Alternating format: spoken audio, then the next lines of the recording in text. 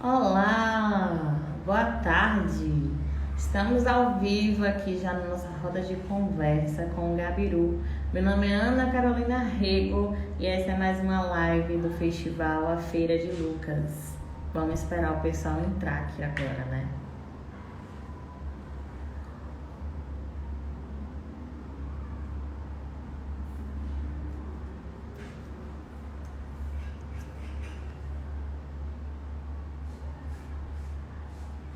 Olá, Gabiru já entrou.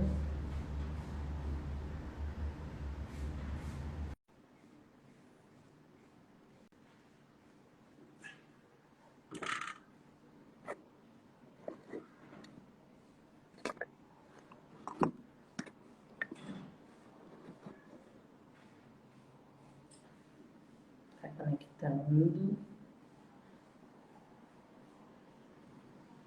Oi, olá, boa tarde.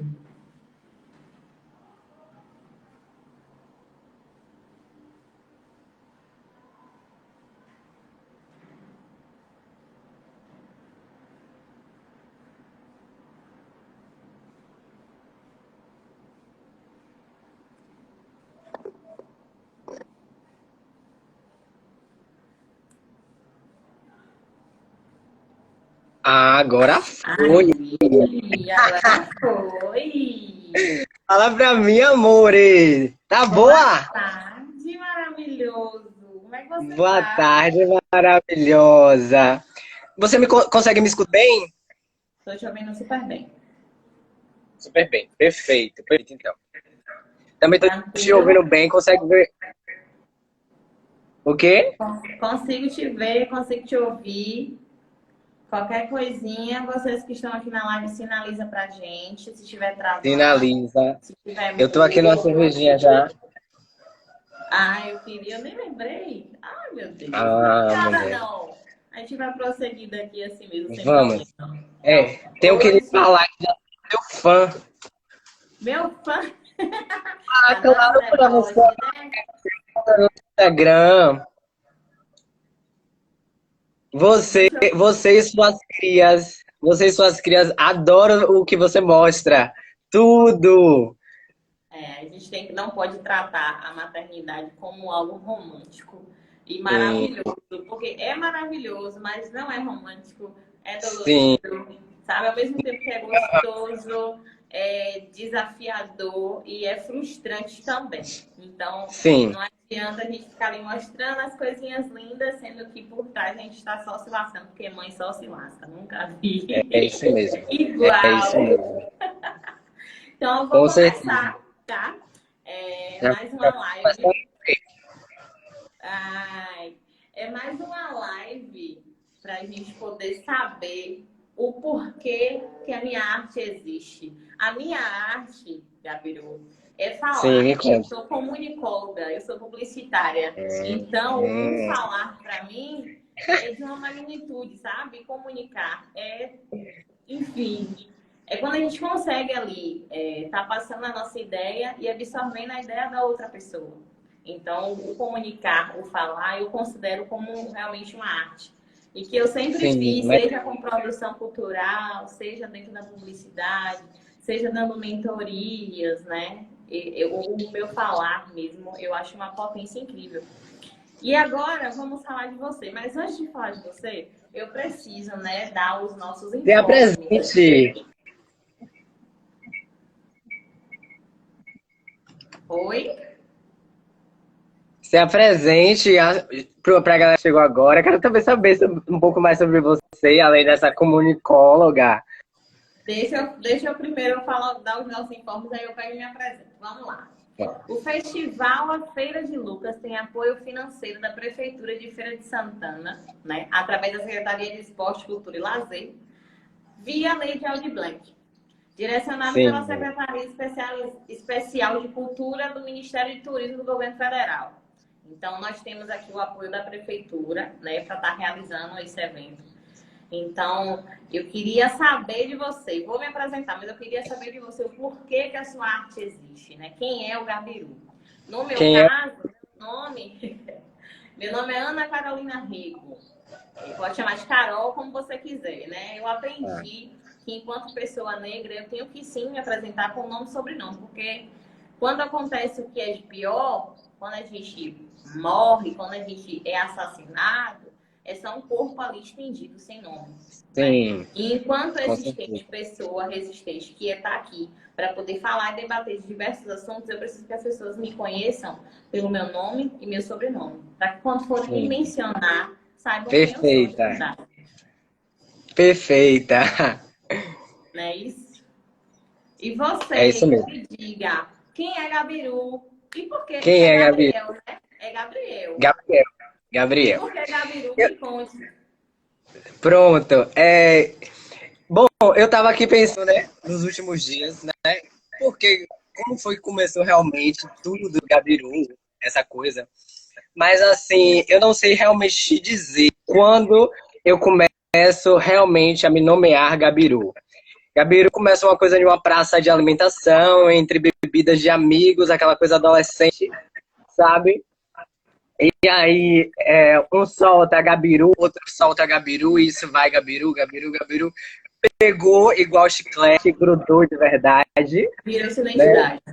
Virou minha identidade. E hoje em dia eu afirmo que Gabiru nasceu da necessidade de Gabriel caminhar pelos locais que são proibidos aos anjos. É foda, muito foda isso que você falou. É Muito, muito. sobre isso. E se encaixa perfeitamente na pergunta que eu tinha que te fazer, né? Tipo assim, quais os diferenciais, tipo, do Gabiru de ontem pro Gabiru de hoje? Que é justamente isso que você falou, os lugares que o Gabriel, né, não pode ir por causa dessa moral, vamos dizer assim, que a sociedade Aham, o dita, Gabiru o vai. Gabiru entra aí. Então, qual é essa diferença, né, do ontem, do Gabiru de ontem pro Gabiru de hoje? Sim. Bom, começa tudo, na verdade, com a necessidade também, né, assim, de passear por locais proibidos aos anjos, muito de uma ideia daquela ruptura da adolescência em que a gente precisa, na verdade, começar a se entender, passei por períodos muito conturbados, que eu volto a falar sobre isso um pouco mais tarde, e que o Gabiru de ontem, ele se modifica ainda mais quando eu adentro a universidade, quando eu me permito conhecer artistas, né? Dentro do curso de letras vernáculas, eu consigo me conectar com as donas deste festival, que é Xavier Xavier Híbrida Bongo, Mika Penumbra, Vulgo Moreira, Yomê, Vulgo Marlon. E tantas outras artistas que eu encontro nesse percurso. Minha amiga Carajô, maravilhosa, sabe? Cria da Noite, Elielton Rei. E também minha amiga Maria, que é uma artista incrível e o segundo coração da Grife Magnólia, sabe? Então, quando eu me permito conhecer essas pessoas e me deixo influenciar por elas, eu amadureço enquanto indivíduo e eu amadureço também enquanto pessoa que produz uma arte, né? Porque é quando eu meio que acordo, tenho aquele estalo de que não é só loucura da minha cabeça, não é só um hobby, não é só misticismo, sabe? É quando eu meio que começo a parar de duvidar muito de mim. E acredito que eu posso me modificar e amadurecer produzindo algo e afirmando, não gosto muito de me afirmar às vezes enquanto artista, mas acabo sendo nessa produção de arte e é sobre isso. O Gabiru de ontem é um Gabiru que precisou morrer para nascer o Gabiru de agora, né? Que está nessa busca pelo amadurecimento constante e nessa loucura, né? Que é viver, ser nordestino, ser periférico, ser LGBT, ser brasileiro. Essa loucura aí. É isso mesmo. Você estava falando da faculdade, eu estava lembrando de mim também. Eu sou eu sou a única filha mulher, né? A minha Sim. família é católica, né? E aí eu tive filho antes de casar, eu separei do marido. Então eu sou aquela pessoa que eu vou toda vez ao que seria uma família tradicionalmente, né? Sim. E aí, eu tinha minha mente muito fechada. Eu sempre pensei muitas coisas além. Mas eu nunca tive coragem de falar, nunca tive coragem de escrever. Sim, Porque não foi da maneira que eu fui criada, né? Eu fui criada para me silenciar, para ficar quieta. E quando eu entrei na faculdade, um professor meu me perguntou assim: você tá fazendo faculdade para quê? Para poder você ganhar ali aquele dinheiro que vai suprir a sua necessidade ou para transformar o mundo? O que é que você vai sim. preferir? E aí aquilo ficou Aham. martelando na minha cabeça, martelando na minha cabeça. E realmente é você se permitir, se transformar e com isso você transformar o mundo, né? Com E a certeza. faculdade, a universidade, ela realmente abre portas e transforma vidas, assim. Quem tiver a oportunidade de passar pelo ensino acadêmico, vale super a pena. Não somente pelo diploma, mas pela bagagem que você consegue adquirir, principalmente com a vivência de outras pessoas. Não é isso? E aí eu queria Agora, saber. Fale, fale. eu só queria também acabar fazendo uma ressalva, né? Porque eu concordo super plenamente, porque o espaço acadêmico, ele me amadureceu muito, mas eu cresci ainda mais, não no espaço sala de aula, e sim em conexão com essas E pessoas fora dessa sala de aula, isso. né? E é justamente sobre isso que entra também muito sobre como eu posso dizer, entra muito a questão de uma certa decepção. É uma certa decepção mesmo. Sobre. Eu entro em letras vernáculas na perspectiva de estudar um pouco mais sobre literatura, sobre adentrar nesse universo, mas infelizmente eu me decepciono com a forma que é ensinada a literatura dentro desse espaço acadêmico, sobre quais literaturas são inclusas dentro desse mesmo espaço, né? Porque a gente nos períodos de disciplinas de literatura e tudo, eu só consegui ter um professor viado, e foi esse único professor viado que me apresentou Carolina Maria de Jesus. Foi ele que me apresentou Bom Crioulo, que apesar de não ser escrito por uma pessoa LGBT, mas se trata sobre um romance homoafetivo numa época em que era problemática demais falar sobre isso. Não que seja menos problemático agora, como também sobre livro de uma travesti, Amora Moira, que faz o livro E Se Eu Fosse Puta. Então, quando eu adentro bem esse espaço, quando eu também paro para me perceber que a arte que eu consumo e a arte que eu produzo não é uma arte bem aceita, bem quista nesse espaço, sabe? É um curso É, bem arcaico, né? É é, tipo, aí chega a ser até mais do que direito, engenharia civil, porque você está lidando ali com algo que é de se estudar. E as pessoas acreditam naquele estudo fielmente da regrinha, né? Do certo. E do tudo que sim, for de contra aquilo ali é errado, né? aham. E Eu, para eu, além do curso, o espaço acadêmico mesmo, o estar ali dentro, ele não comporta e não inclui esse tipo de literatura. não. Porque eu vou trazer um exemplo, assim, bem raso, por exemplo, que foi uma das minhas referências que eu tive de literatura LGBT na minha adolescência, que foi o Caio Fernando Abreu, que mesmo com todas as suas marcações corpóreas de privilégios, porque era uma bicha branca, uma bicha sulista, que escrevia numa linguagem que poderia se comparar a um Jorge Amado, sabe? Mas quando a gente adentra o espaço, o UFES, quando a gente adentra a biblioteca Julieta Carteado da UFES, a gente não consegue encontrar sequer um livro dessa bicha. Então, assim, se esse viado que tem todos esses privilégios não está lá dentro, mais pessoas que produz também. Nunca vai estar lá ou vai demorar pencas. Vai esperar morrer, né, para É, entrar lá dentro. se aqui, deixa eu ver o nome dela. A Quem? Karine falou que é importante destacar o espaço acadêmico elitista também, justamente isso. Sim. Eu faço publicidade e a galera entende publicidade como todo mundo é criativo, né? Nem todo mundo na publicidade é criativo. E criatividade é o que a gente se treina, não nasce com a pessoa, né? A gente treina. Perfeito. E o meu espaço enquanto pessoa negra, né, estudante de publicidade, é tentar fazer com que a publicidade seja um pouco menos racista. Porque não tem como a gente cortar uma pela raiz, infelizmente. Então, todos os debates que eu trago para dentro do meu curso é esse. Quando a gente circula dentro da faculdade, é isso. Quando a gente faz algum trabalho dentro da sala de aula que só diz respeito à nossa turma, para que a gente tenha entendimento sobre aquela pauta, a gente abrange para toda a faculdade.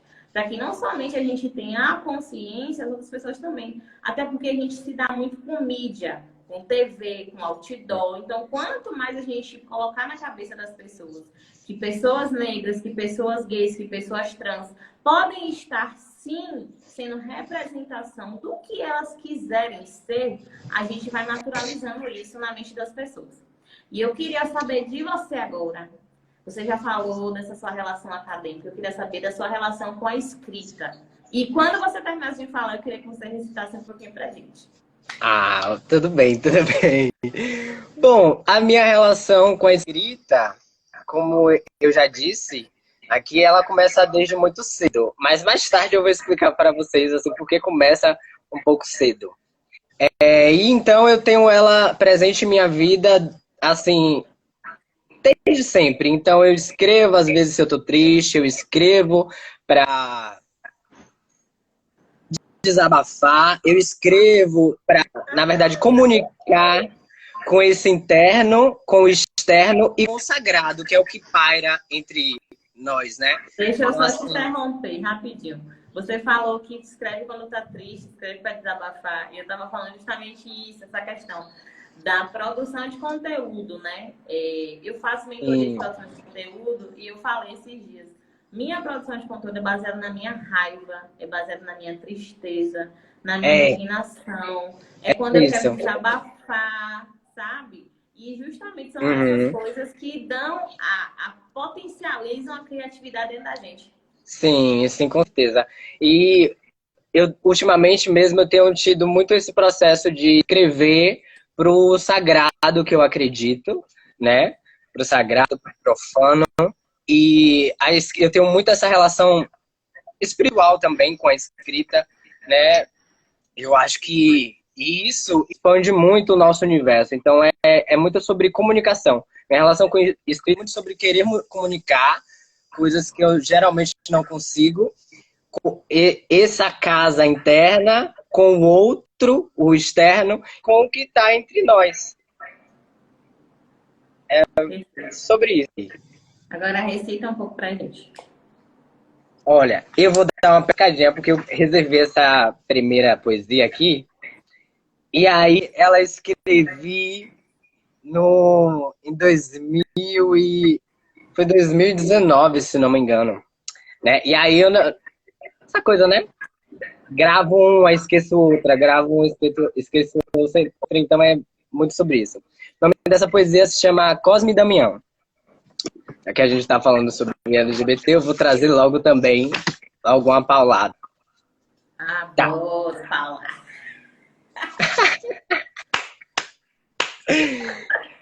Vou começar. Ok. Na primeira vez que Cosme viu os pretos olhos de Damião, suas entranhas estranharam. Havia ali qualquer coisa escondida como uma fera. Sentiu no corpo a verdadeira nudez da pele, a latência firme que enrijece os membros e desperta rodovias pecaminosas. Houve pressa e ato, urros de agonia contra as carnes trêmulas, metidas a fundo, no talo, e toques feris. De longe pareceria que fogos de artifícios escapavam pelos poros e outros buracos. Mas de perto, nada mais era a fome de um comer o outro e virar o outro para talvez estremecerem em espasmos. Não trocaram telefones, nem nomes, nem beijos de despedida. Fugiram pelas vielas escuras feito criminosos. Na segunda vez, foi Damião quem viu Cosme e este estava muito bêbado. Dessa vez não houve cio. Houve um tipo de cumplicidade que nasce das conversas bobas. Riram feito crianças manhosas, descobriram que se pareciam muito e que o gosto do beijo era doce. Do lado de dentro deles brotava qualquer coisa como um caule de algo frágil e belo, mas sem resistência aos fungos. E com isso crescia aquela vontade de andar de mãos dadas, trocar um beijo aqui e acolá, apertar as bundas e as malas. Sim, as bundas e as malas. E usar o apelido que melhor lhes cabiam. Viado. Foram para o mesmo quarto, não treparam, não beijaram, dormiram um por cima do outro. Na terceira vez, definitivamente se procuraram em meio à multidão. E quando se encontraram, viram também os fogos e a que continuavam lá. Entraram em si muitas outras vezes nos banheiros dos bares, onde desce na telha. Se andavam juntos e já não tinham mais tanta peça. Agora se alimentavam um do outro com calma e cuidado. Perderam o medo de estarem vivos sob as reticências. O delito pareceu mais correto a se fazer. Se tornaram cúmplices naquela que deve ter sido a 20ª e o escambau, depois que já haviam arrombado portas, armários e comido os restos das portas e dos armários, saíram cedo da festa. A hora certa do erro, a hora exata. Dessa vez nem Cosme nem Damião viram nada, pois se ocupavam em beijos e carícias no ponto de ônibus. Tadinhos. Não viram de onde vinha a chuva de balas. Já no necrotério, o legista poderia afirmar com certeza que sentia um cheiro terrivelmente doce ao retirar os chumbos dos corpos anatomicamente muito parecidos. E a ciranda de Cosme e Damião fim daqui, mas não as balas. Ai, gente, você é maravilhoso. Não, e quando eu tô aqui achando que tem um final feliz. Oh! Um tiro. Transpactada, eu tô transpactada. Ah, brigadão. brigadão. É muito brigadão. forte, tem muito sentimento, é muito forte. E Tem... uma escrita assim, bem incisiva, tem muito preconceito? Tem, não tem? Sim, absolutamente, né? Porque a gente tem que pensar, né, que quando a gente fala sobre escrever literatura, a gente, e como eu já também disse, sobre como é difícil encontrar essas referências dentro de uma biblioteca, por exemplo, porque certamente existe travesti, viado, sapatão, sabe? Pessoas que estão escrevendo, que estão produzindo a literatura, que estão querendo contar histórias sobre corpos que desapareceram, parece que nunca existiram dentro das páginas. E simplesmente essa escrita não invade esse espaço, não está lá. E aí você tem que recorrer à internet, e aí você tem que recorrer de repente, a alguém que escreva assim muito próximo, tudo. Então é muito sobre a gente parar e pensar assim, né? Como eu trouxe a referência do Caio Fernando Abreu, que a gente não encontra numa Julieta Carteado, né? Numa biblioteca grande. E aí é sobre a gente falar e pensar, né? Poxa, essa escrita que está sendo consumida, né? Geralmente, nada tem a ver, ou muito pouco tem a ver com essa escrita que a gente está produzindo, né? E quando eu digo de consumir, eu quero dizer consumir de dar um retorno para o escritor, de botar uma comida na mesa, né, no final da noite. Então, assim, escrever e falar sobre corpos, dissidentes e ter uma visibilidade dentro disso, no Brasil é assim algo raro. Quando acontece, a gente fica feliz, mas não acontece com frequência. Então, assim, muitas vezes as pessoas pensam que, por exemplo, vão falar somente sobre escritores LGBTs, por exemplo, só vão falar sobre LGBTs. Não, a gente não vai falar só sobre LGBTs, mas a gente também vai falar, porque é necessário se falar. É necessário ter isso documentado, é necessário as pessoas entenderem que a literatura ela não foi feita para somente um tipo de corpo, né? Então, sim, existe muito preconceito em relação à escrita de tudo. E quando a gente fala de nós mesmos, né? Você enquanto pessoa LGBT, eu enquanto pessoa preta, quando eu falo sobre maternidade, se a gente não fala, a gente não consegue abrir as portas para que a gente passe, né? Sim. É isso. Agora me diga, a literatura, como é que ela consegue ajudar as pessoas de periferia, contribuir para essa pessoa de periferia? Bom, essa pergunta é perfeita, porque ela dialoga muito com o que já foi conversado, inclusive, sobre em outras lives, né? Passadas aqui no festival. Que é justamente sobre na favela, nas periferias, existe sim arte. E vocês já deveriam estar prontos para ter essa conversa, sabe? A periferia, ela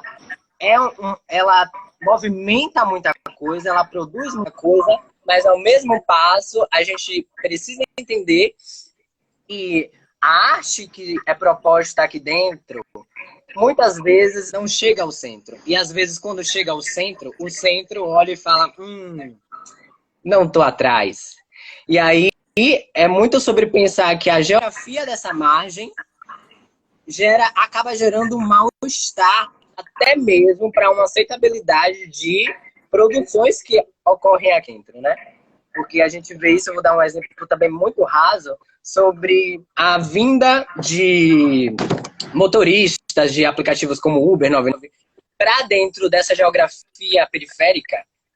É um mal-estar que ocorre. Às vezes você não encontra um Uber para chegar em casa, sabe? Então, assim, a literatura, a poesia, e não só, mas a arte no geral, ela dialoga demais com a periferia e deveria dialogar ainda mais, porque a periferia, ela e tem potências e tem talentos aqui dentro que eu já cresci vendo talentos sendo mortos e matados simplesmente pela falta de oportunidade, pela falta de reconhecimento, e perceber que esse segmento artístico não vai trazer a comida no final do dia, né?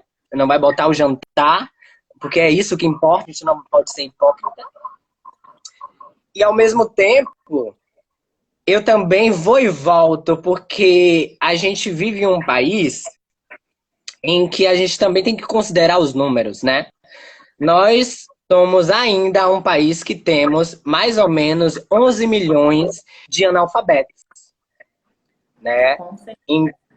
E não queira dizer que apenas na favela o nível de analfabetismo é alto, não mesmo, mas a zona rural também e tudo mais. Mas existem essas pessoas que estão aqui dentro e que estão dentro dessa estatística.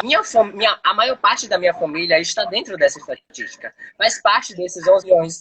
Então, assim, eu, enquanto escritor, eu preciso levar isso em conta, porque se eu sou um escritor que eu quero falar sobre a minha ancestralidade, se eu sou um escritor que eu quero falar sobre o meio em que estou inserido, eu preciso levar em conta e engolir e aceitar, né, essa realidade de que muito do que eu escrevo, muitas pessoas que é muito importante para minha arte não irá ler. E aí é que entra o meu amor pelo audiovisual, porque o audiovisual tem essa capacidade, essa possibilidade de comunicar com muitas pessoas, o que inclusive está ali dentro da literatura. A gente vê isso... Muitas vezes por um custo baixo, né? Sim, a gente vê isso com novelas, né? Eu vou trazer aqui o exemplo da Gabriela Cravo e Canela, o filme de Jorge Amado, Tendas dos Milagres, que pode comunicar muito com a periferia, o que está dentro de um livro, que são baseados em livros, e vários outros filmes que também são baseados em livros, e comunica para essas pessoas de uma linguagem que chega, que é receptível, que as pessoas gostam. Gabriela Cravo e Canela, por exemplo, teve muita audiência dentro da Globo, né? E eu tô trazendo essa referência de Jorge Amado justamente porque ele fala sobre o Nordeste. É o que ele focaliza, é o Nordeste. Não é mesmo? E aí cresce esse meu amor pelo audiovisual, que é justamente tentar, quem sabe no futuro, dialogar esses dois segmentos de arte que eu estou inserido, né? Que é a literatura com o audiovisual e poder contar, tirar do papel para trazer a muitas mais pessoas e comunicar com muito mais gente, pessoas que inclusive estão dentro das minhas narrativas. E sem contar, ainda falando da questão da periferia, que a massa da cultura brasileira veio da periferia, né? São poucos os artistas que são aqueles artistas herdeiros e ricos mesmo, né? De certa forma. Mas agora eu queria saber de você de Conto Domingas. Fala um pouquinho para mim. Ah, Domingas foi. Tá sendo, na verdade, né? Porque ela tá em construção ainda, né? Domingas foi um experimento angustiante, desafiador, que mexeu com as minhas estruturas, me botou de cabeça para baixo, me revirou todo. Porque Domingas, o primeiro capítulo, pelo menos, né, Otávio, ele é baseado em muitas. Bom, na verdade, a maioria das histórias que eu li é sobre a infância da minha mãe. Uma mulher preta que me criou sozinha e que teve uma infância muito.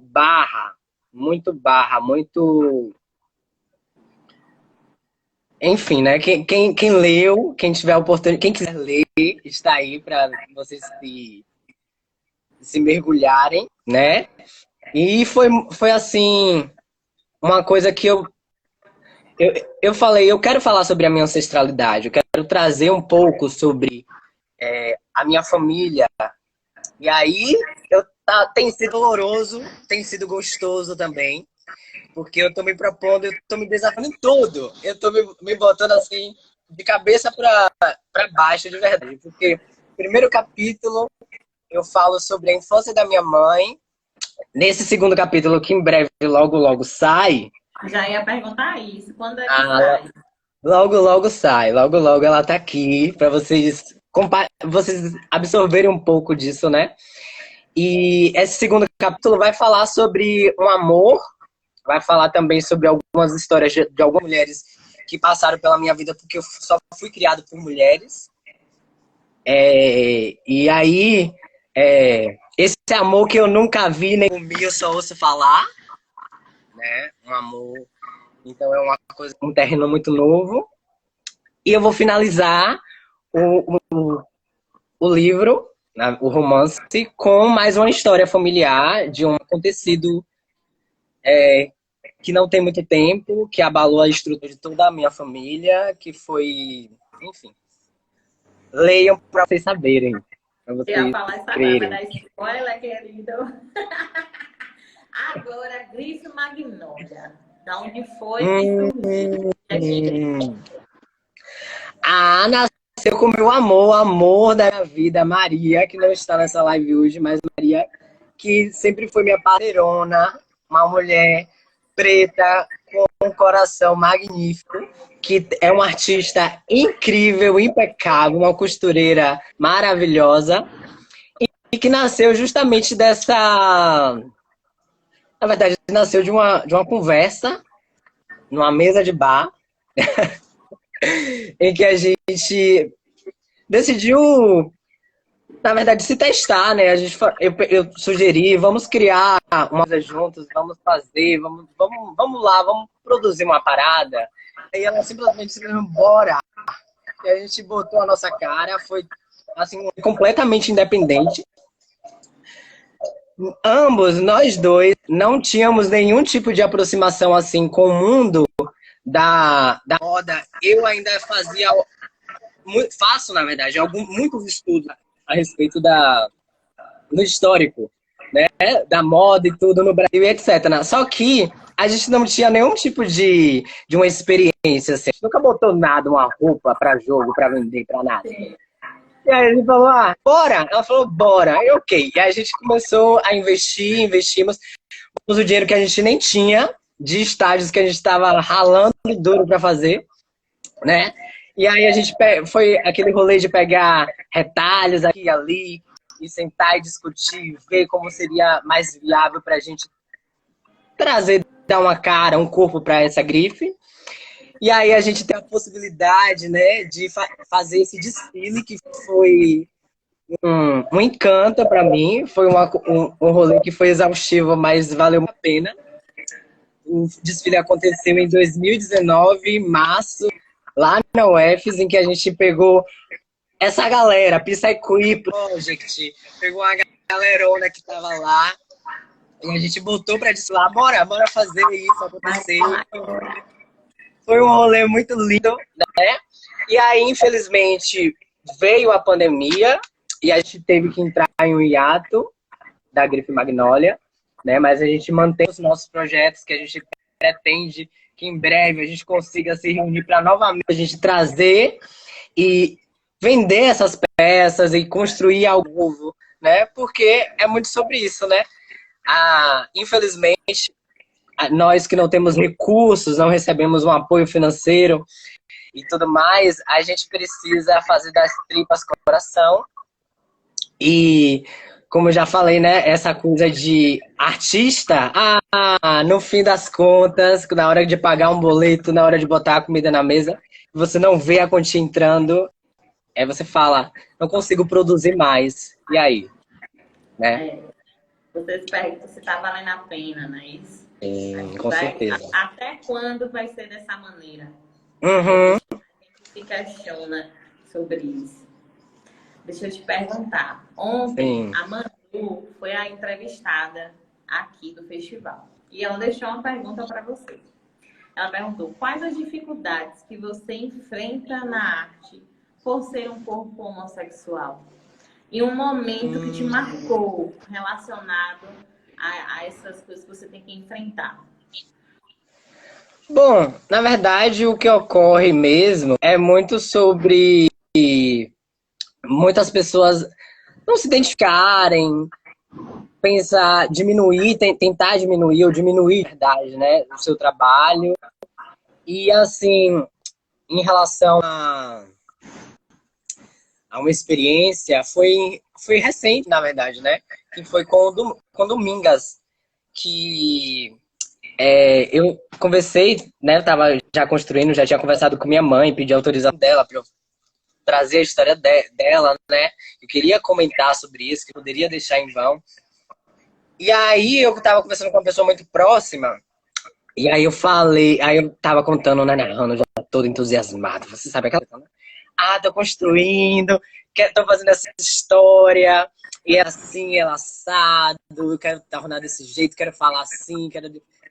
Aí a pergunta que eu recebi foi justamente, pra que tá fazendo isso?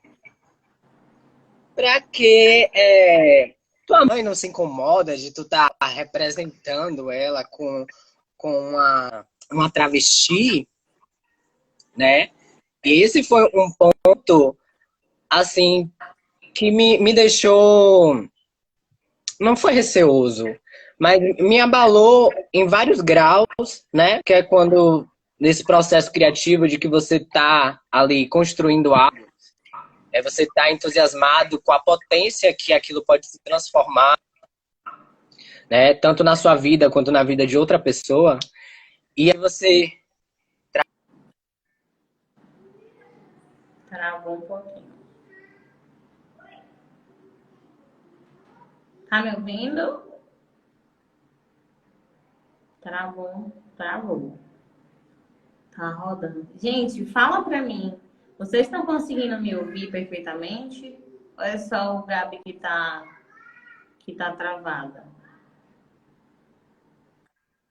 Aí, destravou? Voltou? Voltou. Tá, Voltou. tá conseguindo me ver, ouvir? Deixa eu ver normalmente. Perfeito, Continue. perfeito. A pessoa falou no intuito de barrar o teu processo ali criativo. Sim, e me trazer questionamentos que nada a ver, entendeu? Sobre... perguntar justamente sobre isso. Será que sua mãe não se importa, não? Sua mãe não se importa de estar sendo representada por uma travesti? Pra que você tá fazendo isso? Né? Vai dar dinheiro? Pra quê? Pra quê? Né?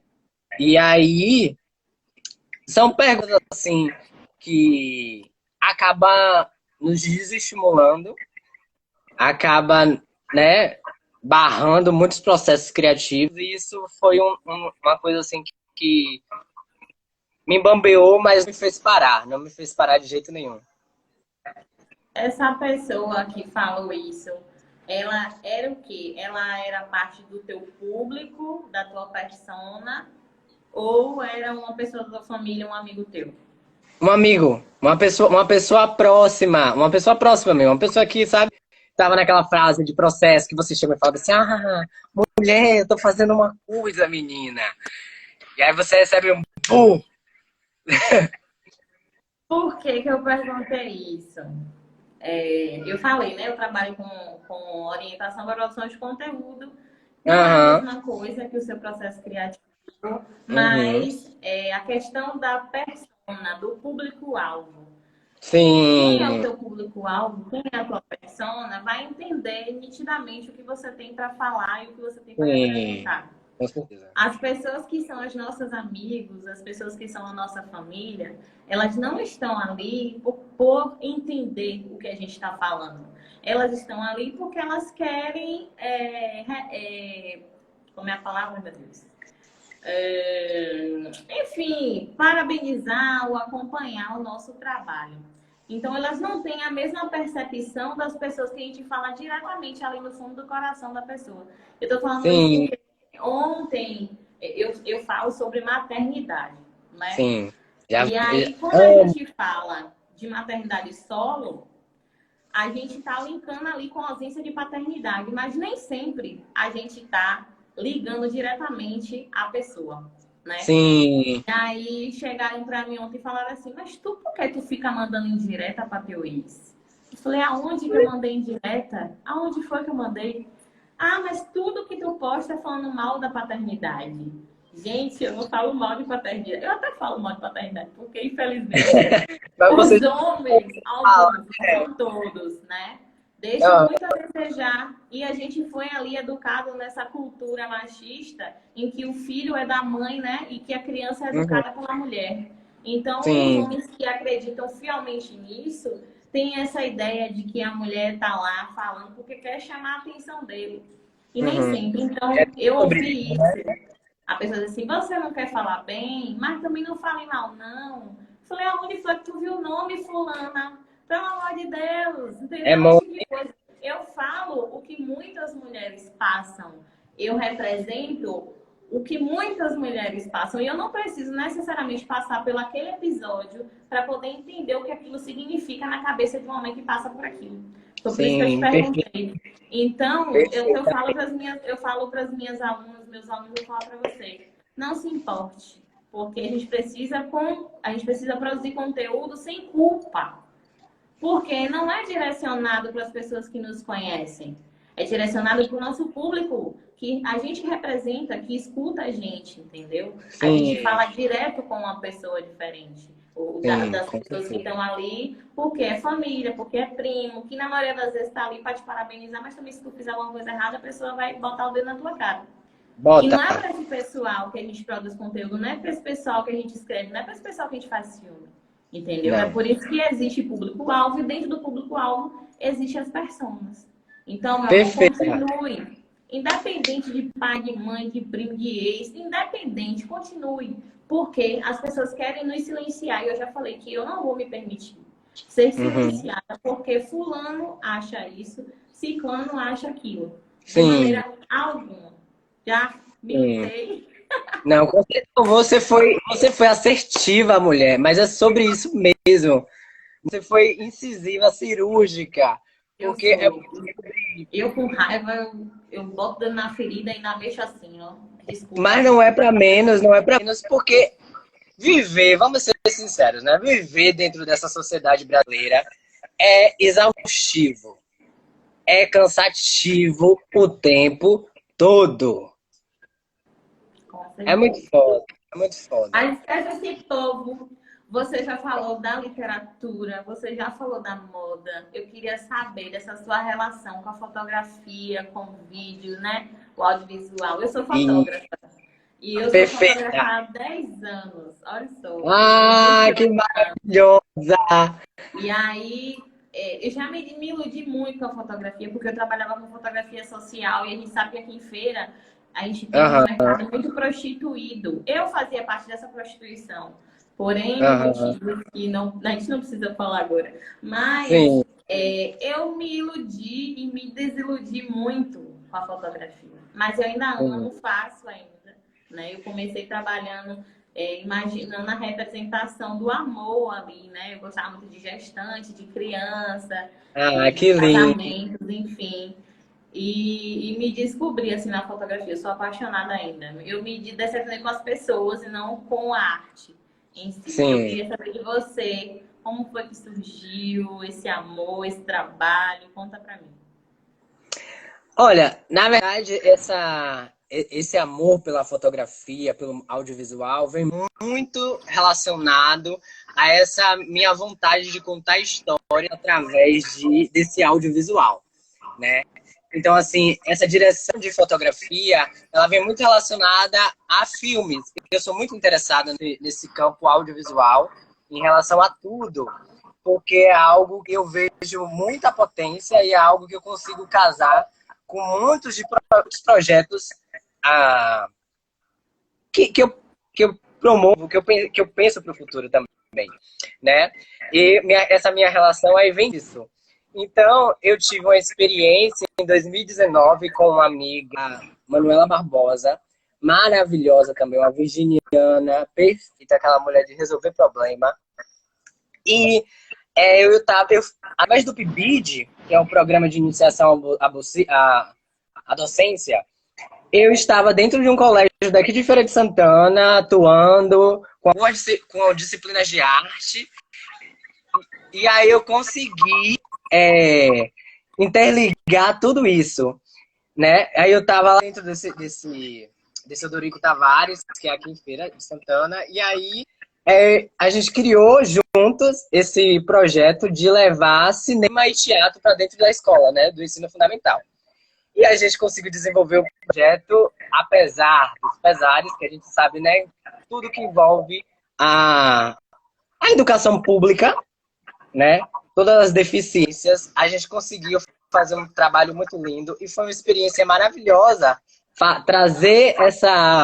trabalhar com arte com eles e no arte nessa perspectiva audiovisual mesmo e do teatro.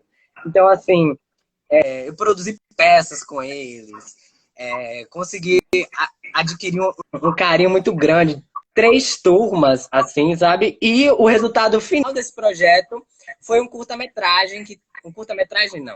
Ele já se encaixa muito agora como um documentário curto, né? Um mini documentário em que ele tá para sair, só que eu preciso resolvendo umas questões institucionais, em questões de direitos, por conta que tem falas relacionadas a outros colégios e a direção do colégio quis barrar, você sabe, né? Tudo para impedir do rolê acontecer, se tiver de impedir, impede. E aí, eu contei com artistas daqui de Feira para produzir esse mini documentário. Foi incrível, assim, um resultado maravilhoso. Tô doido para jogar logo no mundo, mas eu não posso. Falta essa questão de autorização, entendeu?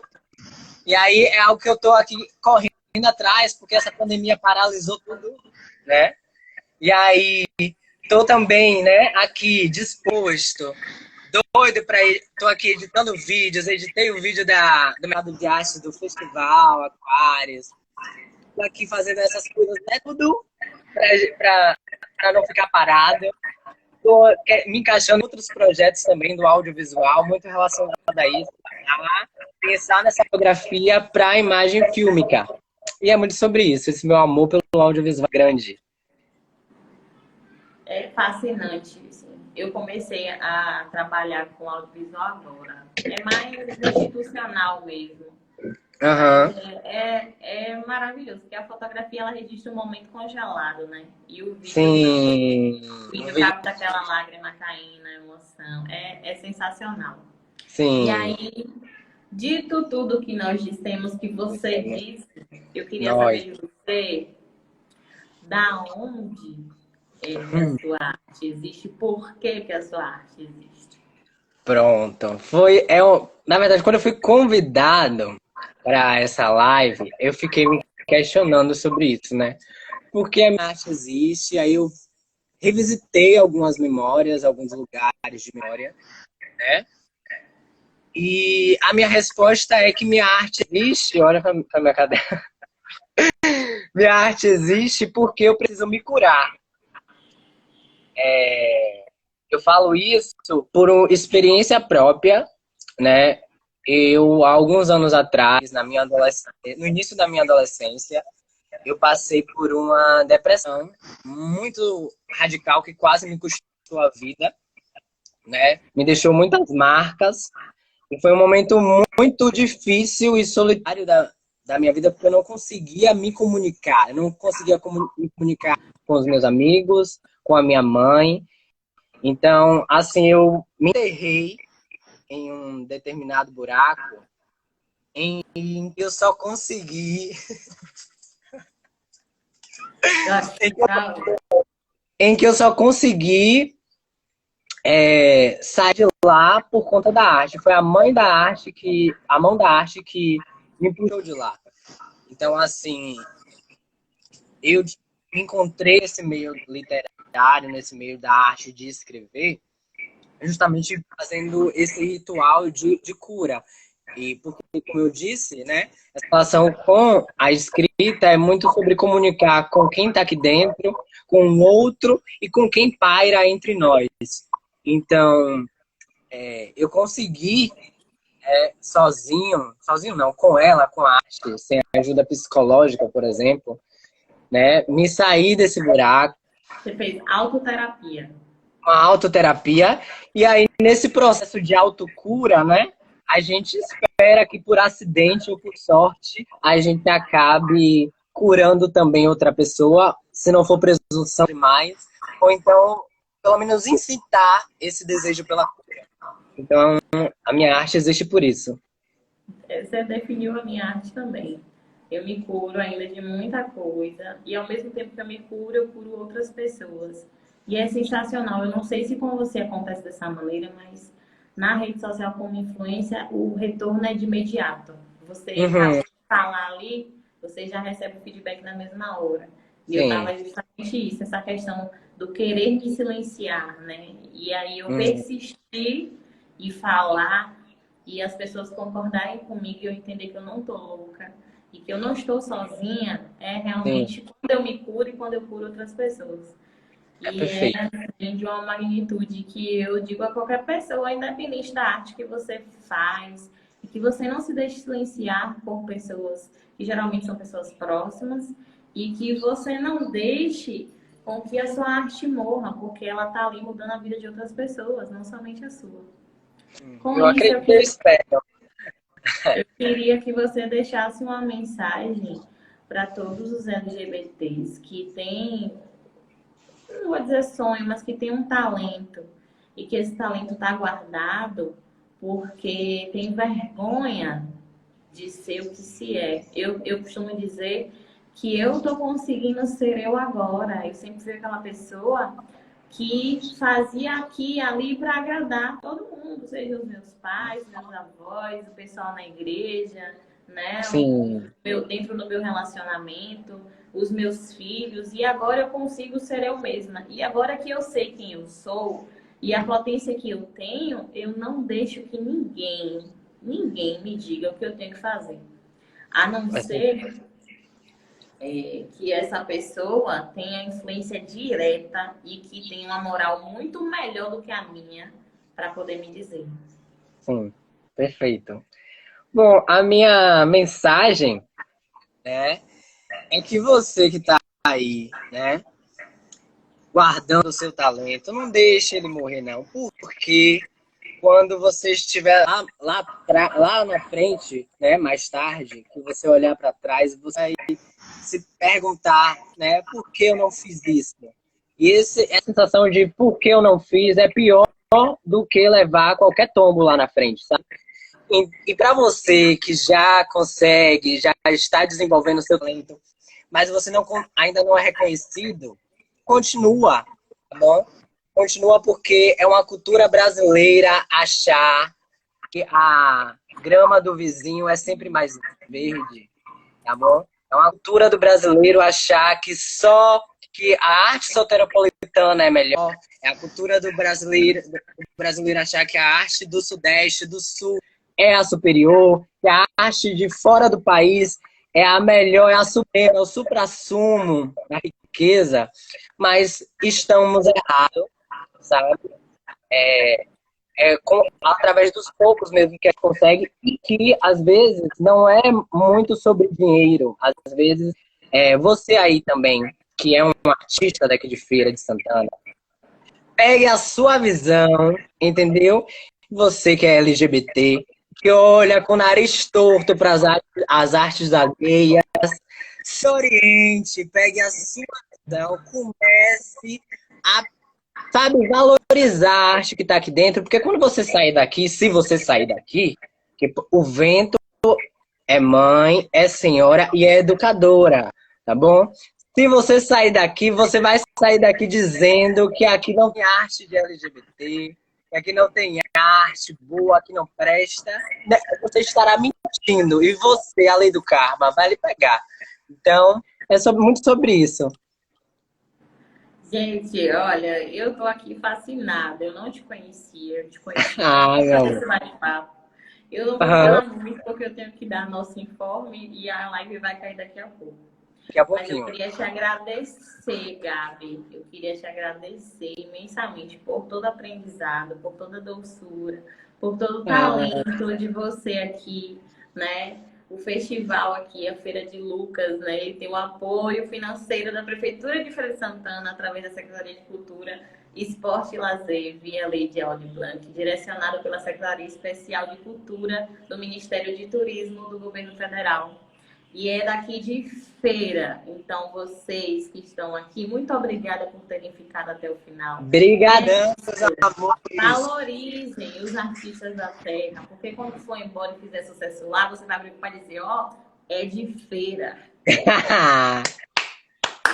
É muito sobre isso. Beijo, meu amor. Adorei essa troca de energia, essa troca de papo. Foi maravilhoso. Você é uma mulher maravilhosa. Eu já sou seu fã. E tá bom, muito obrigada por ficaram aqui esse tempo todo, ficaram mandando mensagem. Eu li assim por cima, tá bom? Um cheiro grande no cangote de cada um de vocês. Um beijo!